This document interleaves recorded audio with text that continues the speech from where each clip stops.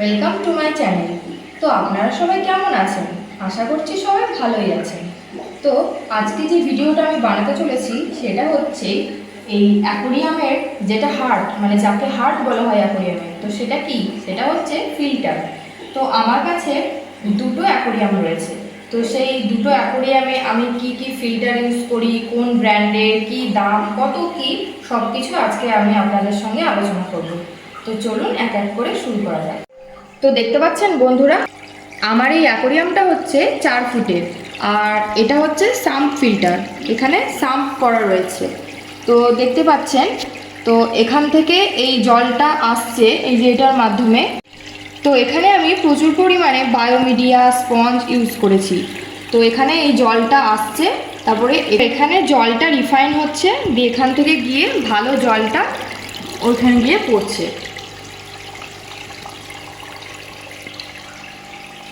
এখানে দুটো আমি স্পঞ্জ ফিল্টার ব্যবহার করেছি। তো এখানে আমি আরেকটা ফিল্টার ইউজ করেছি যেটার নাম হচ্ছে ক্যানিস্টার ফিল্টার। এর কীরকম কি পাওয়ার তা তো আপনারা এখানে সব দেখতেই পাচ্ছেন। তো চলুন এবার এগুলোর কীরকম কি দাম সেগুলো আলোচনা করা যাক। তো ক্যানিস্টার যে ফিল্টারটা আমি ইউজ করেছি সেটার দাম হচ্ছে ওই 4-4.5 হাজারের মধ্যে। তো আপনারা যখন কিনবেন তখন একবার গুগলে দেখে নেবেন প্রাইসটা। আর এখানে যে স্পঞ্জ ফিল্টারটা ইউজ করেছি এটার দাম হচ্ছে ওই 200-250 মতো হবে।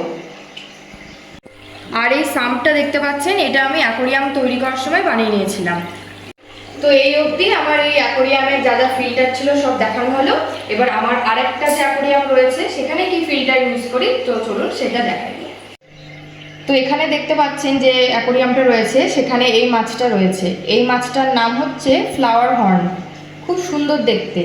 এর মাথার মধ্যে এরকম এই উঁচুটা দেখতে পাচ্ছেন, তো এটাকে হর্ন বলছে, তো এর জন্যই এর নাম ফ্লাওয়ার হর্ন। তো এখানেও আমি এই দুটো স্পঞ্জ ফিল্টার ইউজ করেছি আর একটা হেড ইউজ করেছি। তো এই হেড থেকে জলটা পাম্প করে এই সাম্প ফিল্টারে পড়ছে, দিয়ে পরিশ্রুত হয়ে জলটা এখানে পড়ছে ডাইরেক্ট। তো এখানেও দেখতে পাচ্ছেন প্রচুর পরিমাণে আমি মিডিয়া স্পঞ্জ ইউজ করেছি। তো দেখতে পাচ্ছেন এই যে হেডটা দেখা যাচ্ছে, তো এটা আমি আলাদা করে কিনিনি, এটা আমার টপ ফিল্টারের মধ্যেই ছিল। তো ওখান থেকে শুধু এই হেডটা আমি ইউজ করেছি। তো আপনারা আপনাদের অ্যাকোরিয়াম অনুযায়ী এরকম ফিল্টার কিনে নেবেন। এটার দাম ওই 400-500 মতোই হবে, আমার এখন ঠিক অতটা মনে পড়ছে না। আর এই সামটা আপনাদের অ্যাকোরিয়াম অনুযায়ী সেই পরিমাণ বড় বানাতে হবে। আর এখানে যত পরিমাণ আপনি মিডিয়া স্পঞ্জ দেবেন তত আপনার এই অ্যাকোরিয়ামের জলটা একদম পরিষ্কার থাকবে, একদম ক্রিস্টাল ক্লিয়ার দেখতে লাগবে। তো আজকের ভিডিওটা এই পর্যন্তই। আশা করছি আমি আজকে যা আপনাদের বললাম আপনারা বুঝতে পেরেছেন। তো আবার দেখা হবে খুব তাড়াতাড়ি আমার নেক্সট ভিডিওতে। Bye bye.